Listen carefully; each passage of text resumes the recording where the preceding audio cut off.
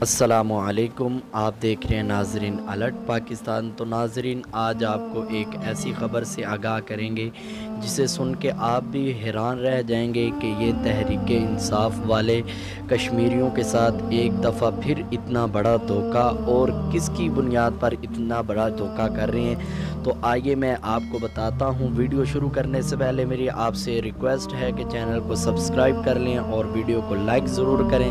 تو ناظرین، جیسا کہ آپ جانتے ہیں ان حکمرانوں کو تو ٹھیک طرح کلمہ بھی نہیں پڑھنا آتا۔ تو یہ آج کل انہوں نے ایک بات پکڑی ہوئی ہے کہ تحریک لبیک یا رسول اللہ صلی اللہ علیہ وآلہ وسلم، اگر نبی پاک کے نام پہ یہ سب کر رہے ہیں تو کیوں نہ ہم بھی اس طرح کا کچھ کریں۔ تو الحمدللہ تحریک یا لبیک یا رسول اللہ صلی اللہ علیہ وآلہ وسلم ایک ایسی جماعت ہے جو صرف اور صرف بنی ہے نبی پاک کی ناموس پر پہرا دینے کے لیے۔ اس تحریک کا مطلب یہ ہے کہ ہماری جان بھی حاضر ہے اپنے پاک نبی کی شان کے لیے۔ تو انہوں نے کیا کیا، تحریک انصاف والوں نے، انہوں نے بھی اب کلمے کا سہارا لینا شروع کر دیا ہے۔ انہوں نے کہا کیوں نہ ہم بھی کلمے کا سہارا لیں اور ان لوگوں کو گمراہ کریں، دوبارہ پھر ان سے ووٹ مانگیں۔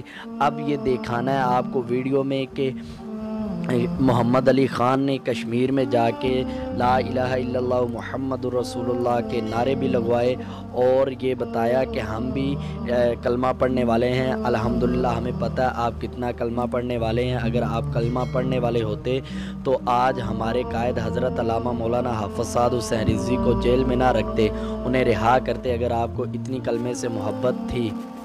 ناظرین، آپ جانتے ہیں تحریک لبیک یا رسول اللہ صلی اللہ علیہ وآلہ وسلم ناموس رسالت پر پہرا دینے کے لیے قائم ہوئی ہے۔ ہم تو الحمدللہ اس کلمے کی بنیاد کا پاسداری کرتے ہیں کیونکہ ہمارے قائد ہمیں کہہ گئے ہیں۔ یہ کلمے کو اپنے مفاد کے لیے استعمال کر رہے ہیں کہ ہم لا الہ الا اللہ محمد رسول اللہ کا نعرہ لگائیں گے تو لوگ ہمیں ووٹ دیں گے۔ ناظرین، وہ ویڈیو دیکھیں آپ۔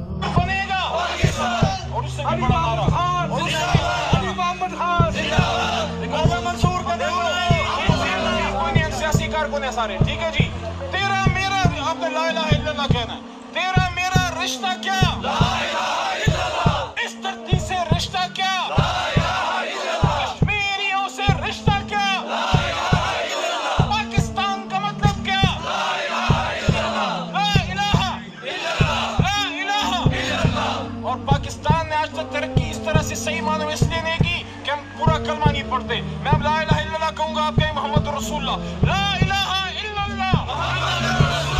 جزاکم اللہ خیرن کثیر۔